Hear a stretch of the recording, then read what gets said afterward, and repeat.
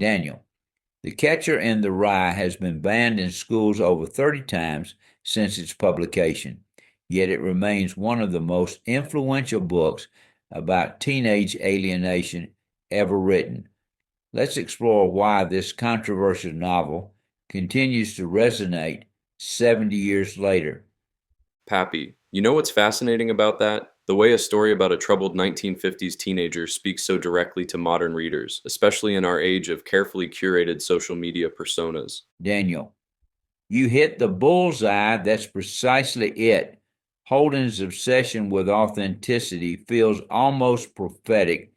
Here's this kid wandering through New York City, calling out what he sees as phoniness everywhere while struggling with his mental health.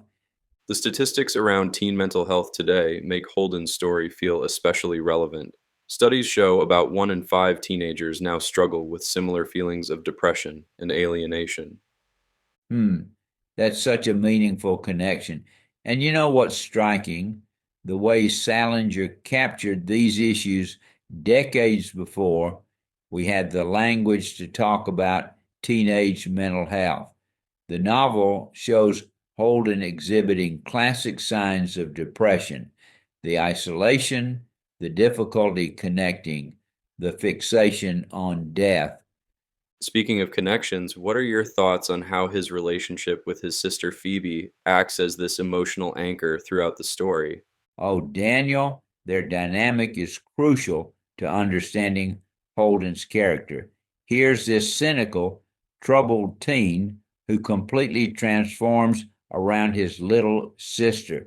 Literary scholars have pointed out that every scene with Phoebe shows Holden's capacity for genuine love and connection, even as he pushes everyone else away. Pappy, the way you describe that highlights how masterfully Salinger wove together these themes of innocence and loss, especially when you consider the shadow of Allie's death hanging over everything. Right, Daniel. And that's what makes his fantasy about being the catcher in the rye so powerful. Studies in adolescent psychology have shown how early trauma, like losing a sibling, can create this intense desire to protect others from harm. Holden imagines himself catching children before they fall off a cliff. Well, that metaphor feels particularly poignant when you consider how the novel handles the transition from childhood to adulthood. You know what's interesting? Literary critics have noted that the novel's structure itself mirrors Holden's mental state. It's this wandering narrative that seems aimless on the surface, but follows the emotional logic of someone in crisis. The scene with Mr. Antolini brings that crisis to a head, doesn't it?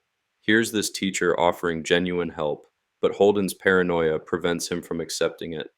Daniel, you rang the bell, and research has shown how common it is for teenagers to reject adult help even when they desperately need it.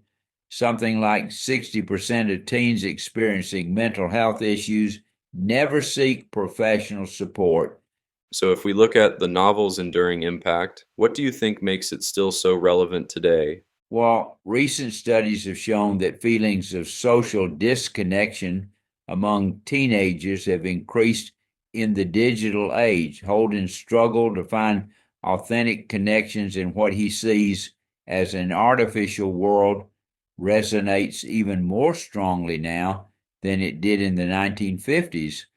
The way you put that brings home how ahead of its time this novel was in addressing these issues. And here's something fascinating. Psychological research has shown that the age range of 16 to 17, exactly where Holden is, represents a crucial period in identity formation. The novel captures this developmental stage with incredible accuracy. That scientific understanding adds another layer to our understanding of Holden's journey through New York City. Speaking of his journey, literary scholars have mapped out how each location Holden visits represents a different aspect of his psychological state. The Museum of Natural History, for instance, symbolizes his desire to freeze time and prevent change. Well, that brings us to the carousel scene at the end, which feels like such a turning point in his development. You know what makes that scene so powerful? It's the first moment where Holden starts to accept that change is inevitable. Child development experts have identified this kind of acceptance as a crucial milestone in adolescent development, learning to let go of the impossible desire to keep things perfect and unchanging. The novel seems to suggest that growing up doesn't have to mean losing your authentic self completely. Daniel, that's why this book continues to sell over 250,000 copies annually. It validates these universal feelings of confusion and alienation while suggesting that there's hope on the other side. Recent studies show that teenagers who read literature dealing with mental health issues often feel less alone in their struggles. Well, Pappy, that brings home why The Catcher in the Rye remains such a powerful force in literature and in helping us understand the complexity of growing up.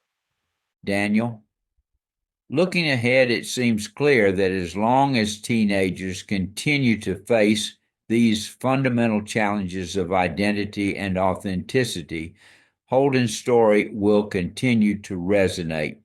The question isn't whether it's still relevant, it's whether we're ready to hear what it's telling us about supporting young people through these crucial transitions.